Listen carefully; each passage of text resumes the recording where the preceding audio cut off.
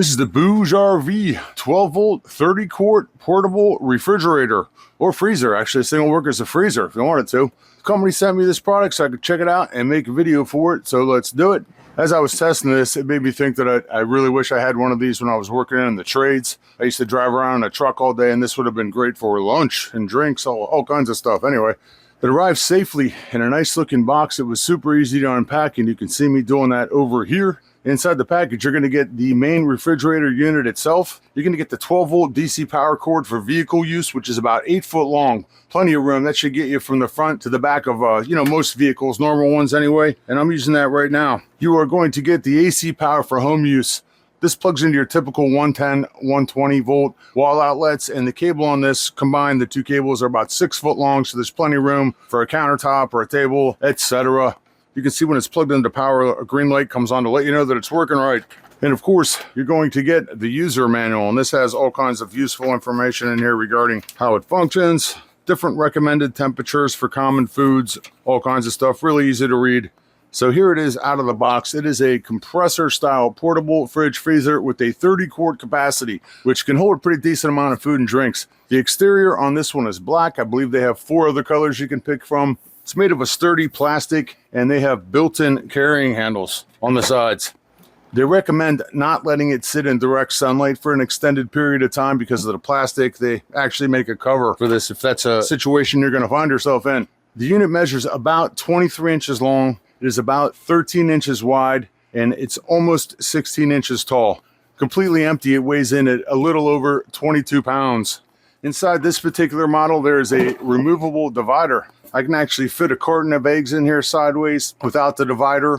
We have space in here for cans, bottles, food containers, a gallon of milk, 2 liters, pretty much any normal daily stuff I have in my fridge. Looks like you have about 13.5 inches by almost 10 inches by a little over 12 inches. I was actually able to fill it up all the way up to the top right here and still close the lid.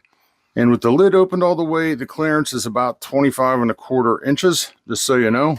You can see they also have a built-in chain here to keep the door from opening up all the way, which is cool.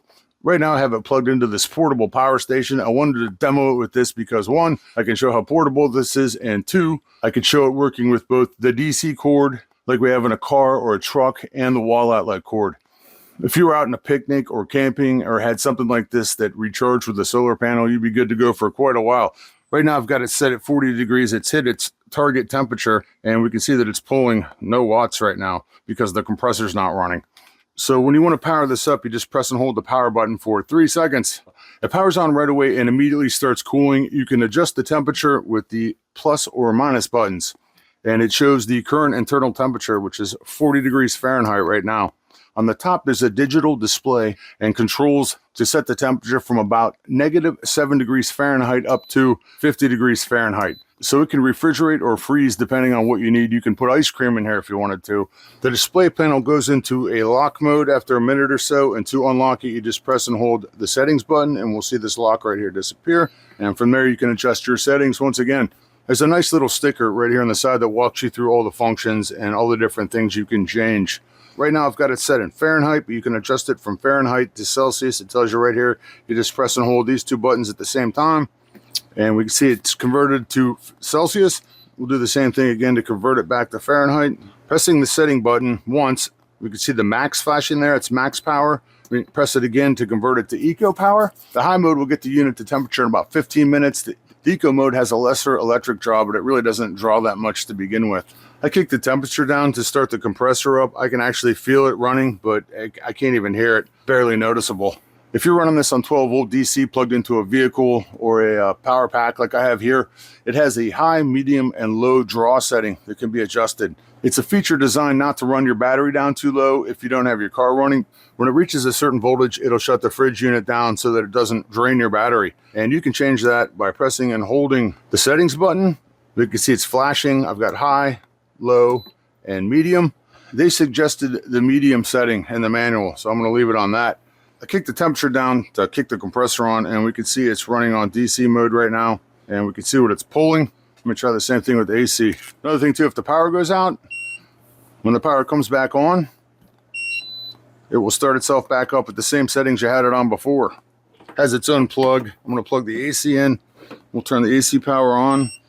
See the light come on, and we can see what it's pulling on the AC side from this power supply. I want to point out too that the heat dissipates from this vented area here, so you don't want to have that blocked when you're using it. But there you go. Something like this would be great for road trips, camping, truck use, home use. You can actually plug this into an outlet, picnics, tailgating. Be great for keeping groceries cold during a power outage if you had a power supply like this.